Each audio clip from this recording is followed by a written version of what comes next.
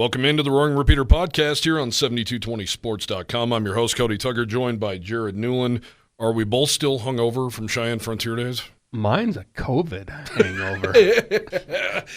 That's what I was leading to. My hangover was, I gave that to myself. I had a good time, don't get me wrong, but I'd never really got after it any particular day. It was just kind of a steady, have fun, keep hydrated type of a deal.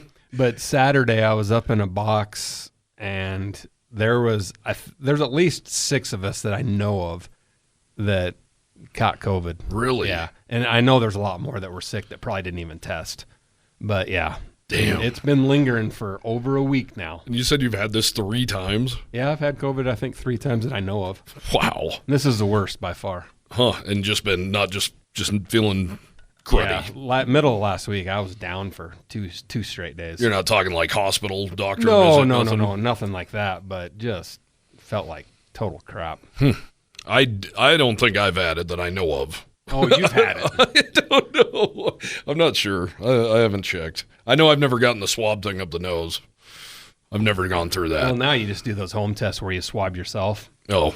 And drip some whatever saline on it and then drip it into another thing that shows it. And those tests could obviously totally be wrong. I did do one of those because I drove all the way to Oklahoma with my grandma once who tested positive for COVID, and I tested negative even though we were in the car together the entire trip. So yeah, see, that was those pretty home wild. tests are weird. But anyway. Yeah. Moving on. So I don't even know. I'm kind of embarrassed to say this because I'm 40 years old, but were you at the rodeo on Friday?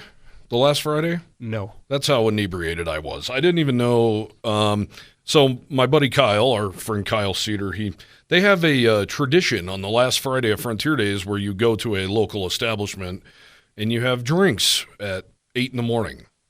And I tagged along and then walked out of there at 10 in the morning feeling real good. Then I got a VIP pass to the rodeo, which of course is free beer. Then I was feeling real good. Then ended up at the Outlaw somehow till close and took an Uber to my buddy Matt's house, and we were up all night long. And then the next morning at 10:30, I passed out for about 45 minutes. Woke up, and he's crushing beers still at 10:30, 11 in the morning the next day. And I kind of had a come-to-Jesus moment after that. With him or yourself? With me, with myself. Like, what in the hell am I doing? This is miserable. I was actually the DD on Friday night at the concert. Oh, I remember you telling me you were going to do that. Yeah, that's nice of you. And I was trying to talk the group into going to the concert at the Outlaw. So I knew it was going to be fun. We saw Chancey. They begged out on me. We saw Chancey Williams that night. That was good. I was still upright during that, so that was good. Actually ran into 6-7 Wyoming football players. Probably shouldn't say their names, but ran into them. Not that they were doing anything stupid or acting crazy. They were all over 21. Well, you saw and they Tom were having Berman fun. there a year ago, or 2 years ago. So. Did. And Xavier Dussel. I'm not quite sure if he was even 21, but it was a lot of fun. And I noticed, fans out there probably noticed too, the Cowboys put out a social media video yesterday saying, what are some of your best memories of your time here at Wyoming? And 3 of the guys that I saw at the Outlaw were on that video, and they said, going to the Outlaw with my buddies. So if you want to know who was there, just watch the video. But it was cool to see them, chatted with them a little bit. Everybody was having a good time. So love Frontier Days, but man, that day after, 2 days after, that is a straight up a recoup. Oh, yeah, and the people who actually work it and volunteer there and do that every single day, thank you for your volunteering, but at the same time, I don't know how you do it. I don't either. But, man, it was good. Had VIP rodeo tickets 3 times. Thank you for the hookup. I know last time we were on here, we were talking about that. Well, thank Dave Bush for that. Yeah, thank you, Dave. That was awesome. So I love that. Now I can never watch a rodeo the same, and it is cool. Love hanging over the banner, hanging over, watching, but obviously the free beer is a gigantic perk for me. So had to kick it into gear rather quickly, though. Wyoming football practice did open on July 31st. We actually got to watch that practice, which was good, man. It was fun. Got to see some stuff. Wrote a story about there was a fight during practice, and then I'm thinking, man, after I write this, Jay Sawville's never going to let us watch practice again because this is the stuff they probably don't want you to see. Tyreek Davis and TK King got into it pretty good, and then they were taking the first team over to the indoor practice facility and bringing the third and fourth teams out to the Jonah Field, and man, they were scrapping. They were yelling at each other the entire way to the indoor. So heat of the moment already. Probably involved a girl. It was good. I asked Jay after. I was like, yeah, you like seeing that kind of stuff? I mean, and I thought it was kind of just a cutesy question, but he was like, we're kind of seeing some feisty Jay Sawville these first couple of press conferences. And I get where he's coming from because he doesn't want any unnecessary injuries. No, hell no. And he doesn't want any, divisions among the team, amongst any groups, things like that. But at the same time, people are going to get testy. I mean, you see it in NFL training camps all the time. Yeah. What I took from his answer, which I was expecting to be a cutesy answer of, hell yeah, it means they're competing hard, or hell no, don't get hurt. What I took from it is, you do that stuff in a regular season game, you're going to be in the parking lot in street clothes. And that's Craig Bull talking there. Oh, yeah. That he's teaching them right now to don't get penalized for stupid shit. Yeah, no doubt. No doubt. And we did a story in the spring with Tyreek Davis where, we talked about trash talking, and Jay Sawville said that's a banned substance in my program, and Tyreek said I'm a talker. So I think they're going to have a meeting of the minds, or probably already have, that talking stuff is not going to fly with him. Well, and then your article that I think you just did yesterday, interviewing with Aaron Bowl about the defensive tackles. Yeah. He said something, you asked him a question, he said something about he's good about trash talking and feistiness and stuff like that. So I wonder how Jay took that. Yeah. Come here, Aaron. Yeah, Aaron, you're already in the doghouse, my friend.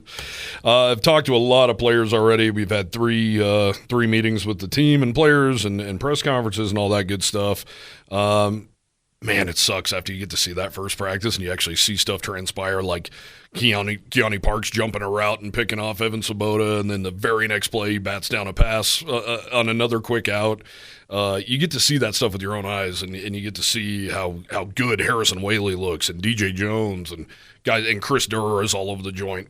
So you get to see that with your own eyes. Now we just have to rely on hearing it from Jay and hearing it from the players. So I will say today, and I'll write about this tonight, so I don't want to blow the whole thing, but let's just say if he was handing out grades today, no one's on the honor roll. No one made the honor roll. But you know what? All these years, this is my 6th year covering the Cowboys. Craig Bull had a day like this every single camp where he's basically like, this was awful. Thank God we don't have a game tomorrow. We are not ready to play. Well, and I think you see that at all levels of football. Yeah. That there are lulls in camp where they're just like, oh my gosh, we have to do this again.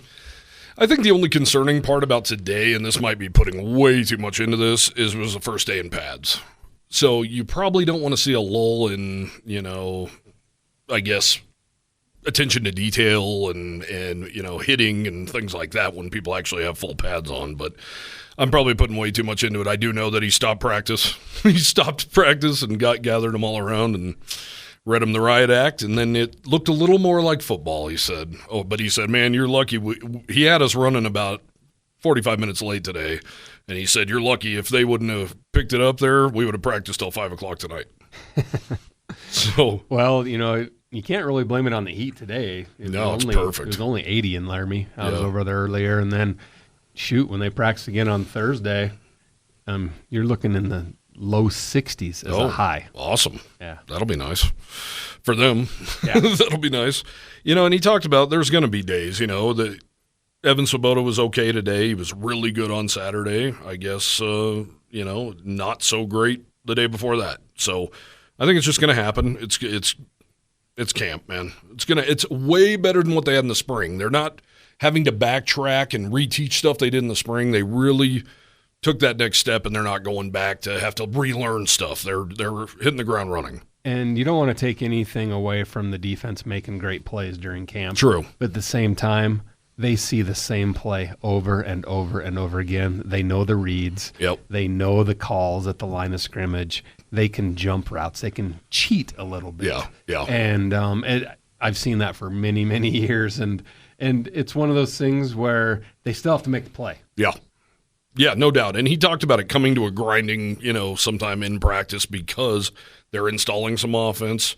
He said they may be installing 1 or 2 plays on offense, but they're installing 5 plays on defense, and the defense is way ahead, and then the offense is ahead for a minute, and it just kind of goes back and forth, and then it kind of just comes to a grinding halt. So that's what it is. I was thinking today, the things that have stood out so far that we've heard/saw with our own eyes here, Chris Durr, true freshman wide receiver out of Chicago. I just keep hearing about him over and over. Well, and everybody who got to actually see him during spring game. Yeah. And you had to be excited about what he did during the spring game. Yeah, 12 catches, 121 yards. And think about it. During that spring game, he came in at 143 pounds. When I saw that, I literally texted Nick Seaman at UW, and I said, you got a misprint on That's one of Cody's legs. Exactly. I'm like, that's insane. Literally, I'm more than double that. That's insane. So, and Coach talked about it after that game, after that spring game. He was like, we're going to know if Chris Durr means it and is for real when he hits the weight room this summer, and we'll see what he comes back at. He came back at 171 pounds, and he's still making plays. He's still all over the place. Spoke to a wide receiver coach today. I'm going to write a story about it, so I don't want to blow it. But he said he is really special, and he is making plays. And if you have any doubt that the true freshman's going to play, don't, because he's playing. He's in. So everybody's talked about him. Evan Swoboda said that he's just special and a freak. And talked to Justin Stevenson, another Wyoming wide receiver today, who said, hell, I even learned from the guy. And Stevenson's been in this program for a year, and he's learning from a guy who's been here for, 6-7 months? So the sky's kind of limit for this kid, and I will say at that first practice, I saw him returning punts too, returning kicks. So you want to know what the first comment's going to be on your story? When's he going to be in the portal? Oh, guaranteed. I can almost name the guy who's going to do that, but I won't. Gross. Don't comment. I'm sad you brought that up. That is so gross and so true. So true. So he's one to definitely keep an eye on. They needed that, right? They needed a young guy to step in here and really be a difference maker. Alex Brown has been here a long time. Will Pellissier has been here a long time. Those are 2 seniors that are playing their last season this year. We haven't seen it consistently from those 2. To have a young guy come in and spark this thing would open up things for them as well. So that's a godsend, really, especially this year with Jay Johnson's offense. They're going to be throwing the ball a ton. I know in talking to Stevenson today, he talked about how this offense fits so much better than last year's, and they're getting the signals from the sideline. There's 2 players and a coach over there giving signals. It's now of course, the quarterback's going to have the green dot. It's fast-paced. When we watched them, there was no huddling up, things like that. So, to have a little spark like that who can go out and get you double-digit catches in a game, and special. You may or may not know the answer to this question, but the device shuts off at the 20-second mark of the play clock. Is that correct? 20 or 15. Okay. One or the other. Yeah, and also Shea Suino will be wearing the green dot on defense. Asked Aaron Bull a couple days ago if that even has any benefit, and he said, to a degree, he mentioned last year when they played Hawaii that there was a time where he wishes he could have been like, hey, your keys are, they run a screen on this down almost every time we watch them on film. Just to remind them about certain tendencies and stuff. Yep. Why does it have to be green? I know. Maybe Wyoming can change that. That's so gross that there's going to be green on a Wyoming uniform. Maybe it won't be green. Maybe it's just called the green dot because they do it in the NFL. No, I think they all are green, so they're like neon color almost, so they can be seen. I'd rather it be pink. Yeah. Neon pink. So Chris Durr, somebody to be really excited about, honestly. And just from what we've seen, the fans have seen it. Like you said in the spring game, they saw it, but it's continued on. And he's, by the way, added 20-plus pounds. So really excited to see that kid. Another battle going on right now, Keone Parks and Ian Bell battling it out for that second cornerback spot. Ian Bell is hurt right now, so he's not playing. So Nas Hill, Caleb Merritt, Keone Parks kind of going at it for that second spot. Keone's been really good. Everybody I've talked to said he's an absolute freak athlete. Wyatt Eckler said he's probably the best athlete he's seen since he's been at UW, which says a lot because today that freaks list came out and 3 Wyoming players are on it. Two Wyoming, Eckler and Brown are on it. And then it mentions Svoboda and John Michael Gillenborg. And Colby Taylor's still on it, who's now at Vanderbilt. And Emmanuel Pregnon is on it, who is at USC. These are Wyoming recruits. And apparently, I'm just hearing this from Ryan Thorburn, but he said only one other guy is on that list from the Mountain West, and that's Ashton Genty. Which he should be. He should be. But, I mean, you're talking 6 dudes that Craig Bull recruited that are on this freaks list. You mean you're not a paid subscriber of The Athletic? I'm not, are you? No. That's why I hadn't seen it. That's why I'm not writing a story about a freaks list. I figured somebody would talk about it or list them. So. Yeah, and when I heard freaks list and I heard Colby Taylor's on it again, I'm like, well, that didn't work out so well, but, I mean, he's still a freak. Yeah. He's still a freak freak athlete. I did see somebody retweet and comment on it saying, well, college football's here when the annual freak list is out. Yep, so. No doubt.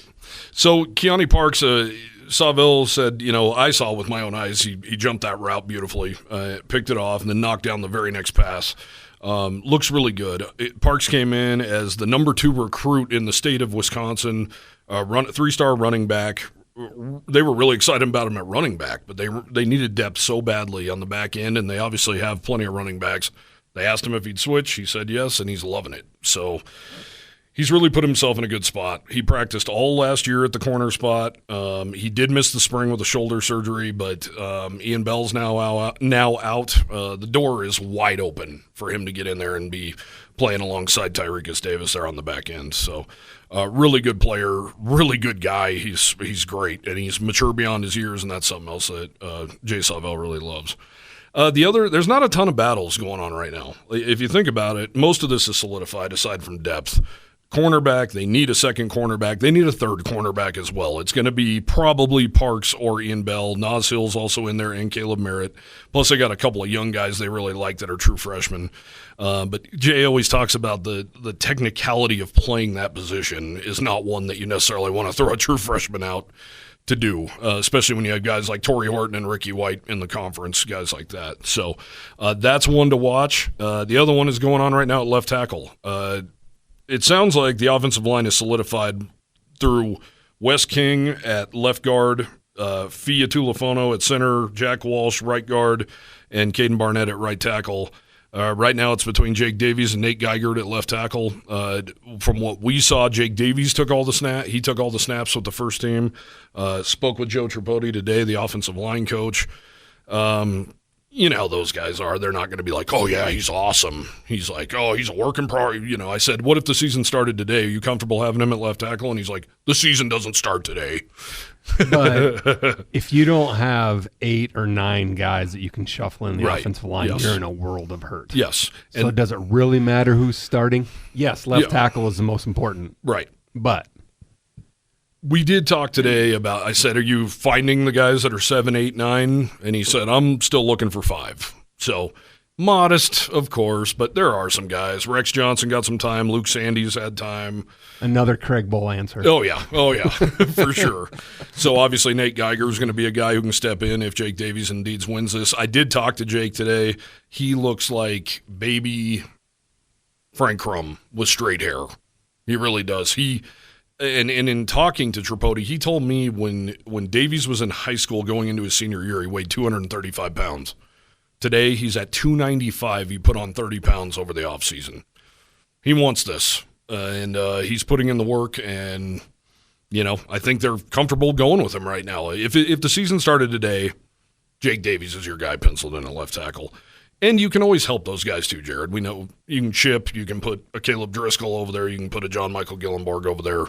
You can help him out. But the other thing that people forget about, and even I forget about, do you think Wes King, Fia, Walsh, Barnett, they hold those cats to a standard? And that's always been a really tight room since I've been covering this team where there's no weak link. If there's a weak link, they're going to find somebody who won't be a weak link. And the players will decide that more so than a coach. Yep. So love that. Also heard this same thing in a story I wrote this week about the defensive tackles. Jordan Bertnoli has been schooling those dudes. And if they mess up, they do push-ups for Jordan Bertinoli. Not Jeff Phelps. Jordan Bertinoli, their teammate, has them. And he tells me, I walk him through things, and I tell him we are not leaving practice until you get 5 in a row. You have to do your job 5 straight times. So these older guys are really keeping the standard up. You love to hear about leadership on the team like that. That's not coming from the coaches. That's coming from the seniors, juniors, whatever, any leader on the team. Yeah. And to quote Jay Savell, he said about Jack Walsh on the offensive line, he said, he's the asshole.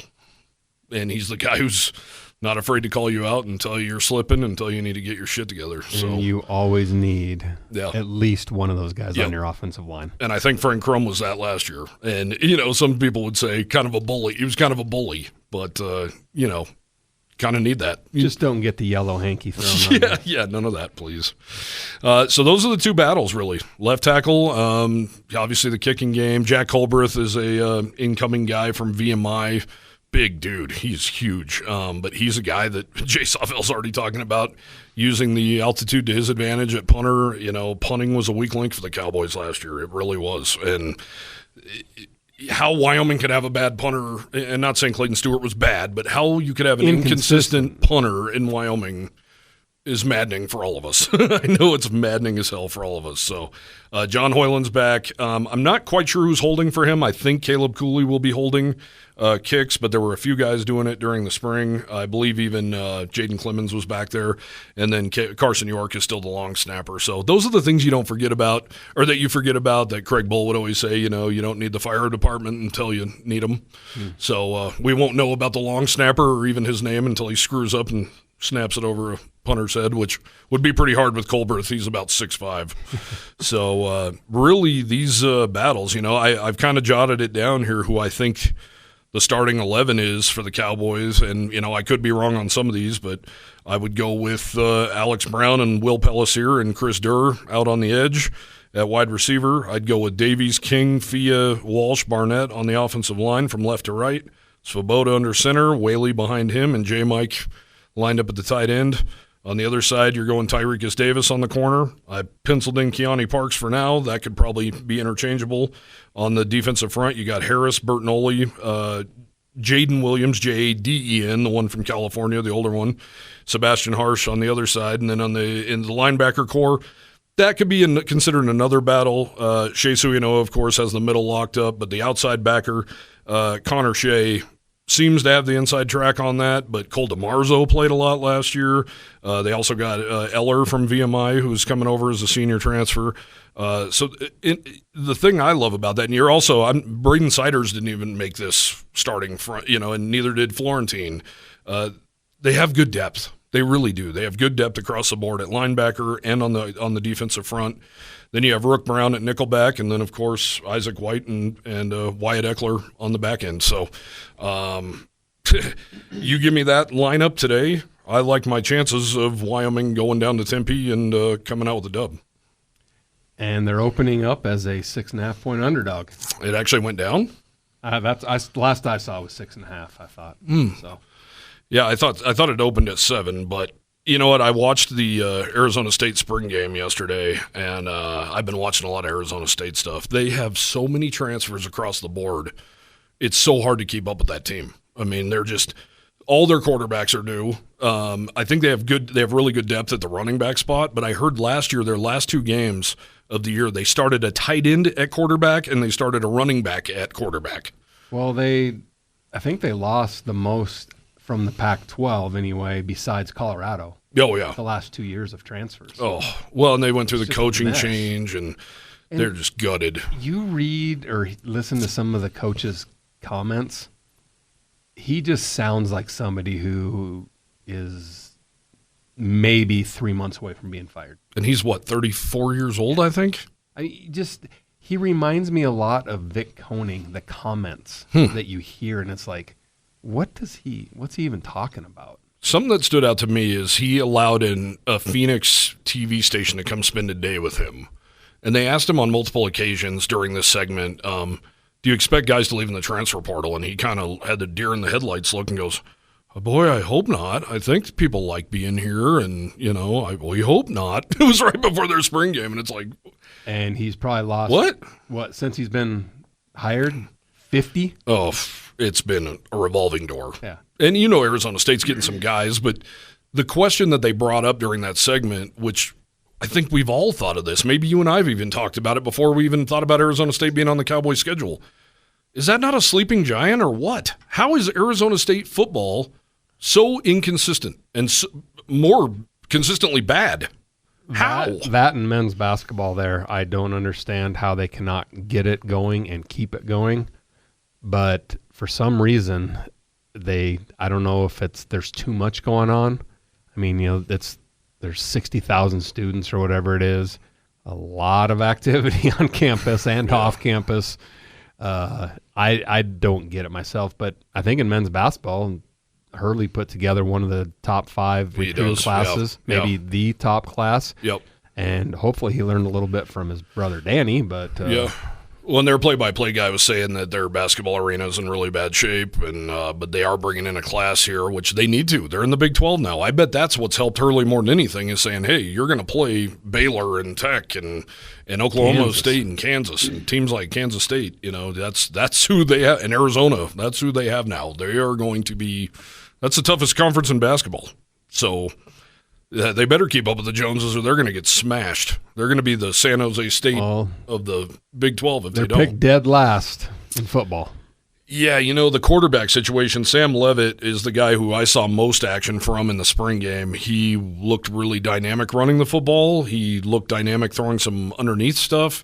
He missed on every long pass. If you guys go to YouTube, you can see Arizona State's spring game. They break down just big plays, even if they're missed. And he missed wide open guys over and over and over again.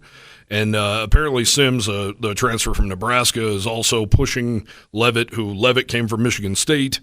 And Jay Johnson, Wyoming's offensive coordinator, actually recruited Leavitt to Michigan State. So he definitely knows what he brings to the table. But it's just the new day of football. It's really hard to keep track of who the hell's who. And even Wyoming's coaches have mentioned it. Like, we don't know who their quarterback – we don't know. We don't know who they have playing. Before it was just when people were changing their numbers, keeping track of. Now it's both.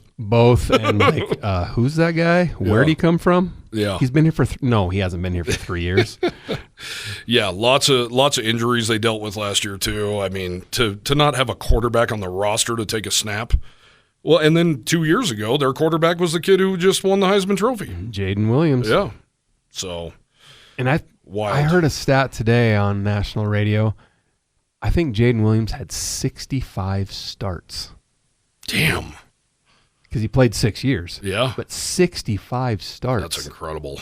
New record, I'm pretty sure. Yeah, you'd see guys in Wyoming's record book that are like 45, and you're like, oh, wow, they played in conference title games and bowl games. And that some of that was even when there was only 11 games plus the bowl game. Now there's 12, 13, hopefully 14 games. Yeah, and with the playoffs, there could be a lot more. 16, I think, now. Yep.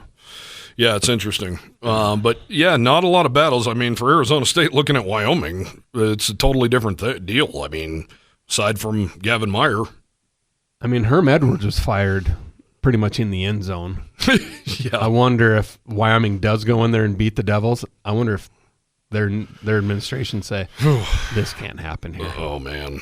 I don't know, but like I've told you, I kind of feel like the Texas Tech thing. Like if Wyoming beats Arizona State, I'm not going to be stunned. No, not at all. They should win this game. And I know some people out there are probably like, are you nuts? But Arizona State has won 3 games the last 2 seasons, 3 games in each. And last year, Southern Utah took them to the brink in their home opener, and they barely scraped that one out. You look at their in fact, I'm going to do it at some point. And the next time we convene, we'll talk about it. The last 20 years, their home openers, I bet you the average point total margin of victory, if they won those games, is less than 10 points. Yeah, that's and a lot of the time, it's a Southern Utah, a Northern Arizona, a Weber State. Yeah, and I want to say Fresno State thumped them in their opener 2 years ago. Yeah, it's like thumped them. They do not play well that first game of the year. Yeah, that's a good point. Which they should. They practice and all that, and it's going to be hotter than hell.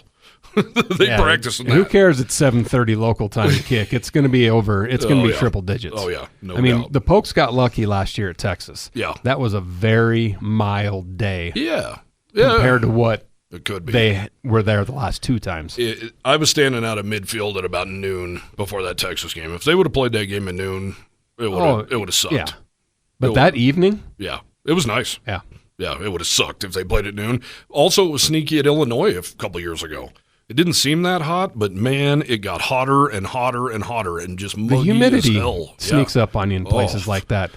Yeah, we walked around the whole field before that Illinois game, and I was like, it's pretty damn nice considering it's September 1st or you whatever. Had plenty of Gold Bond, right? For the chub rub.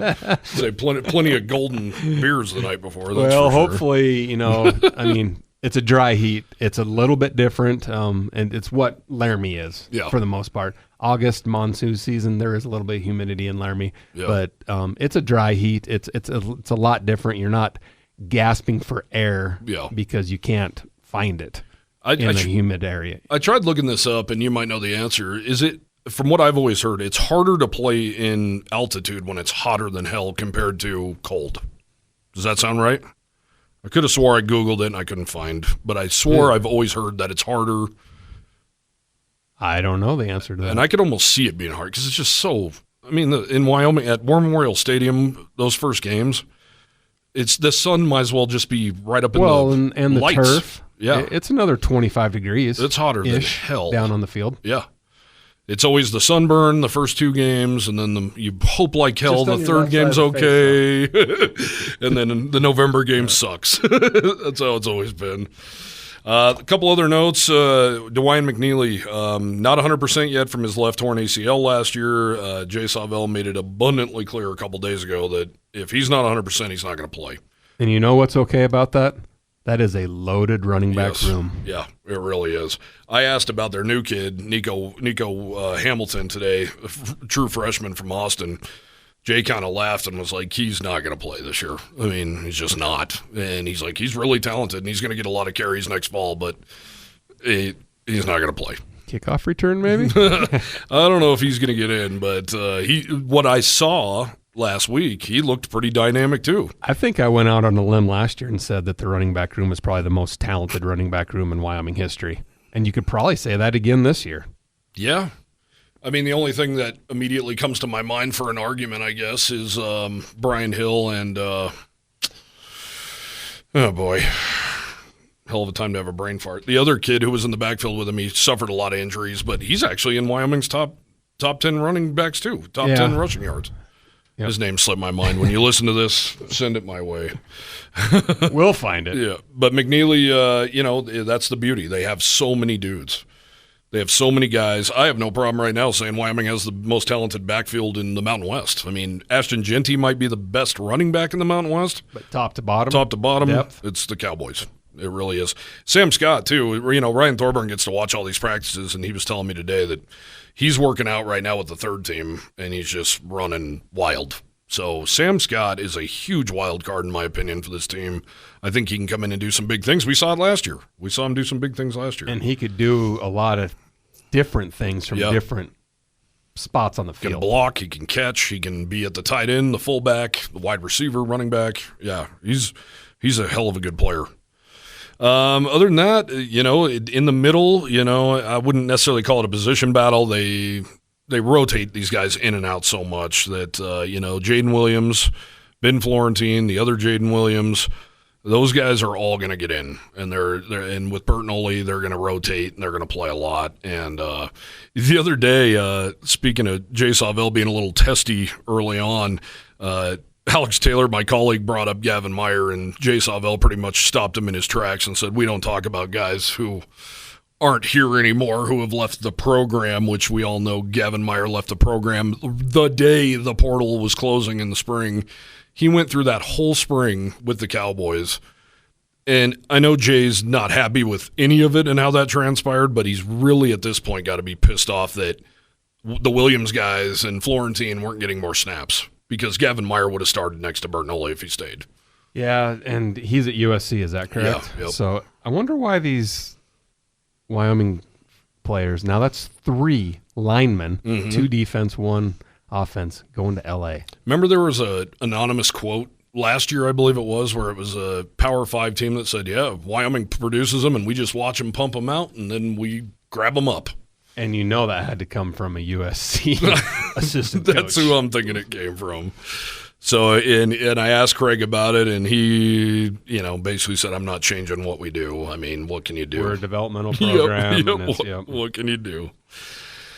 So, yeah, other than that, clock's ticking down, man. The construction at War Memorial Stadium is that middle part, the fancy part's not going to be done by the time the season and it was starts. Never supposed to be. No. But then they're going to continue construction throughout the season on that part. I wonder what they're going to make it. The only question I have about it is I wonder if they're going to make that look more presentable, like maybe put glass or like black or something so they can work in there and it's not an eyesore on TV. I'm wondering if the glass will be in because your picture today shows more that there's framework up, the overhang, all that kind of stuff. I bet you if it's not glass, there'll be some sort of a tarp. Something that'll look. That's not TV visible either, though. True. The cameras are on that side. Yeah, very true. It looks cool. I know I've seen people's concerns with how many seats they've taken out and stuff like that. You don't fill them anyway, so quit being concerned about it. Yeah. It looks so much better. It looks cool. Until there is a demand for Wyoming football tickets, don't worry about how many seats are lost. If there's a demand, they're going to put those bleachers in the end zone. Exactly. And you have to wonder, I think BYU and Idaho are damn near sold out already. I wonder if BYU's one where if the Cowboys beat Arizona State, they beat Idaho, you wonder if they might throw some bleachers in. There's going to have to be a lot of demand for those How many tickets. seats do you think that is? The bleachers that they put in the back that they did for Nebraska. 2,500? Well, Nebraska, I think they actually was additional. I think it went higher than they did for other games like that. Because Texas, they had to a lot, too, because of the construction of the suites at that time. Yeah. But I doubt it. Make those valuable. It's going to be exciting, though. Idaho sold out. BYU sold out. Air Force likely sold out. Homecoming. I mean, that's really exciting to think about because right now this football program's got something going, and they definitely have something going at home, and it's so nice to see. You were thinking of Sean Wick. Sean Wick. God, he was a good player. He was sneaky, though, because you wouldn't think, like, Sean Wick's in the top 10 Wyoming running backs, rushing yard-wise. He's sitting 7th right now with 2,533 yards and had 21 TDs. Can you even... Do you remember when he broke that one against Oregon? No. I'm pretty sure. The one at home?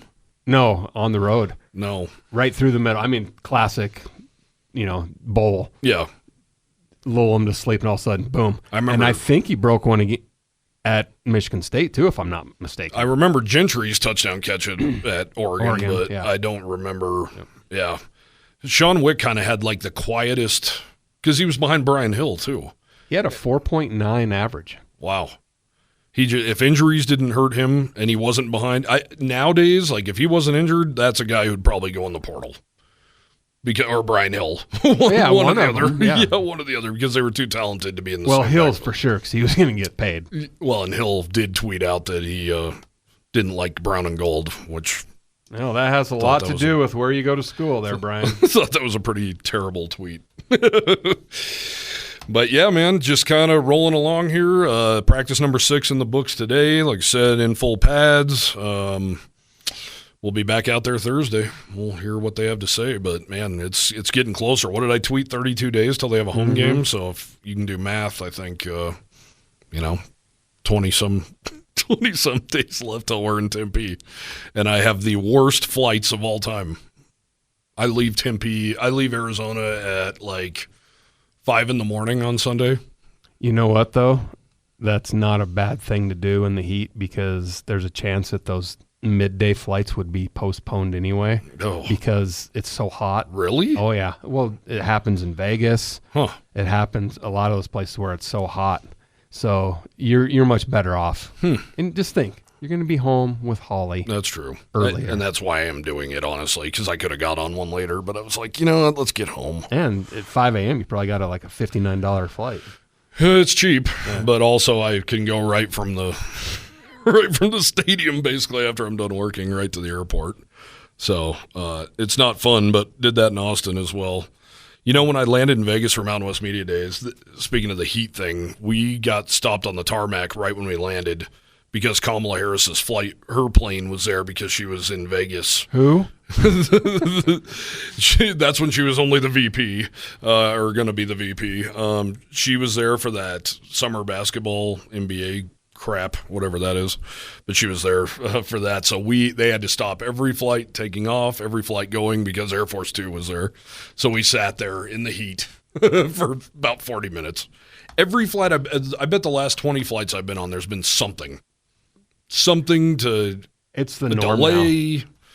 I already, as you know, hate flying more than anything, but my wife this is adding was to delayed it. getting out of Orlando today, like by 4 hours, I think. They're just like canceling flights too. That's why I was going to fly in day of for the Arizona State game, but I was like, man, they cancel a flight, I'm screwed. So got a place to stay down there though. My buddy Ty Cedar is going to hook it up. He lives in Scottsdale, literally right down the street from Sun Devil Stadium or whatever the hell they call it. Cannonball.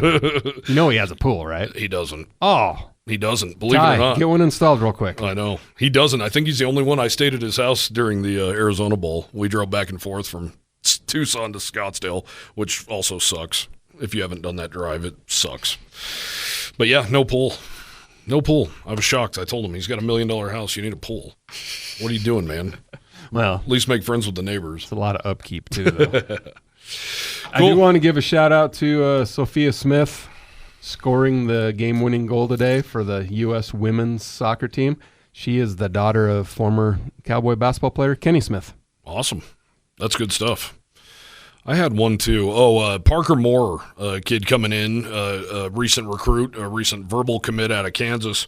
His dad actually spent time in Mountain View as a kid and played football there before moving on to Kansas, and ended up going to KU and being a parade All-American and the whole nine in high school. And he went to KU, and his son just verbaled to Jay Savell, and I guess his mom and a couple of sisters live in the Torrington area. So Parker Moore's got a lot of local support here. His dad loves Wyoming. I think the parents moved to Overland Park or something like that. I can't remember what town it was exactly, but he's very familiar with Wyoming, so really excited to be coming back, watching his son, and also really excited that Kansas, once again, hopefully missing out on another guy. You can't blame him for John Michael Gillenborg. He only played like 3 high school football games, but this Parker Moore kid is a linebacker, and he's already 6'2", 220 as a senior in high school. So That's a lot of interest for some big schools. Yeah. Oh, there's some dudes on this list. I've been keeping it updated. If you haven't seen it on the website, go check it out. Some guys like, of course, his name's going to slip my mind too, the safety they brought in first. He was just ranked the number 1 safety in the state of Illinois, and he had visits to Georgia and all kinds of big schools, Big Ten schools, Purdue, stuff like that. And remember, these are only verbal commits. Yes. A lot of stuff can happen between now and December. the first signing day because there's a lot of checkbooks out there. Yeah, and Jay Savell mentioned they're at 9 guys right now, and he doesn't plan on going much higher than that. I mean, really, they don't have a lot of scholarships, and they have brought in so many preferred walk-ons over the last 2 years that some of those guys are panning out, which is a good thing. So, also looking forward to seeing Drew when he comes here for Campbell County to play one of our Cheyenne high schools. Definitely going to go check him out. He's a big one, and then there's a Hatch kid up in Cody that just got the offer. Yep. Boise State has also offered him, same with Wazoo. So I think his name's Cody Hatch, maybe? I can't remember. Something like that. And then he has a relative that went somewhere. There's another Hatch. Oh, yeah, New Mexico. New Mexico. As a long snapper. Yeah. Yep. And then obviously Jordan Bertinoli's brother at Natrona County. Hate to see it. He was named the lineman of the camp at BYU's camp this summer. Hate to see that, but his father did play at BYU and protected Ty Dittmer's backside.